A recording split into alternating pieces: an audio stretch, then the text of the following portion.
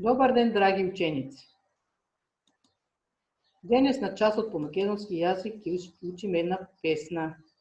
Песната се вика Сонце. Кои се целите на часот? Цели на часот се ученикот да се оспособи за слушање, разбирање и доживување на содржината на литературната творба. Ученикот да се оспособи за меморирање и рецитирање на стихотворбата.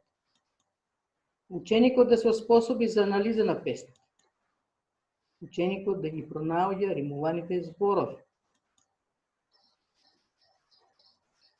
Ајде да го откриеме поимот.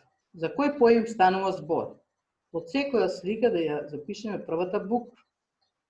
Драги ученици, има неколку дадени сликички.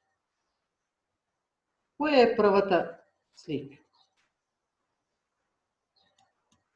Слива. Првата буква е С. На втората слика гледаме огледало. Првата буква е О. Огледало. На третата слика гледаме ножици. Првата буква е Н. На четвртата слика гледаме цвеќе. Првата буква е Ц. На петата слика гледаме Еш. Првата буквата Е. Го добивме зборчето Сонце. Ајде да видиме што ни дава сонцето. Бурана идеја.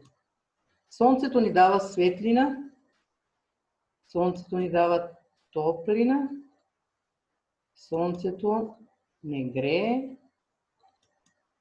сонцето е услов за живот, без сонце нема живот на земја. Сонцето е сјајна звезда.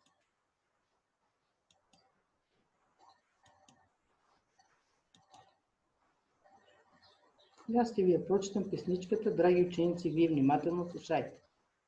Сонце. Кога сонце грее, се расте и зрее. Сонцето е топлина, вели дедо Миле. Сонцето е добрина, вели баба Лиле.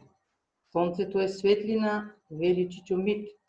Сонцето е милина, велат одред сите. Песната ја напишал Васил Куновски. Ајде да извршиме анализа на песната преку прашање. Овој текст во што е напишан, дали во поезија или проза? Да, така е, текстот е напишан во поезија. Од колку строфи е составена песната? Размислете внимателно, разгледајте ја стихотворбата и одговорите. Да, ова песна има само една строфа. Што се составени строфите? Строфите се составени од стихови. Да се подсетиме за што е тоа стих. Стих е еден ред од строфата. Ајде да видиме од колку стихови е составена оваа песна. Да, песната е составена од 10 стиха. На какво писмо е напишана песната?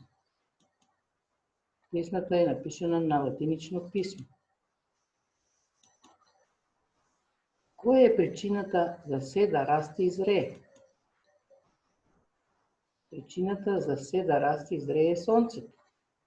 Кога сонцето грее, се расте и зрее. Што вели дедо Миле за сонцето? Дедо Миле вели дека сонцето е топлина. Што вели баба Лиле за сонцето? Размислете, драги ученици.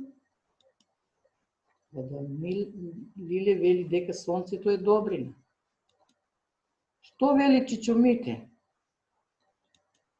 Чичо Мите вели дека сонцето е светлина. Што велат сите поред? Сите велат дека сонцето е милина. Ајде да ги откриеме римуваните зборови. Прво да се подсетиме што е тоа рим. Гласовно совпаѓање на зборчињата. Овде римувани зборови се грее, зрее, миле, лиле, мите, сите. Ајде да ги откриеме зборовите со кои е опишано сонцето. Сонцето е опишано со зборчето топлина. Зошто? Затоа што сонцето ни дава топлина.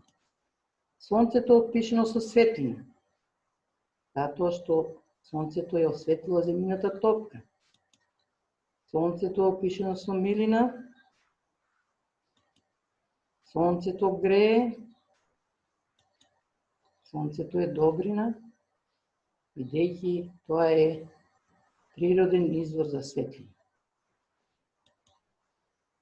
Еви една гатанка, лесно ќе ја погодите што е. Јас ќе ви ја прочитам, вие внимателно слушајте и размислите. Со едно огниште грее цел свет. Да, така е, сонце.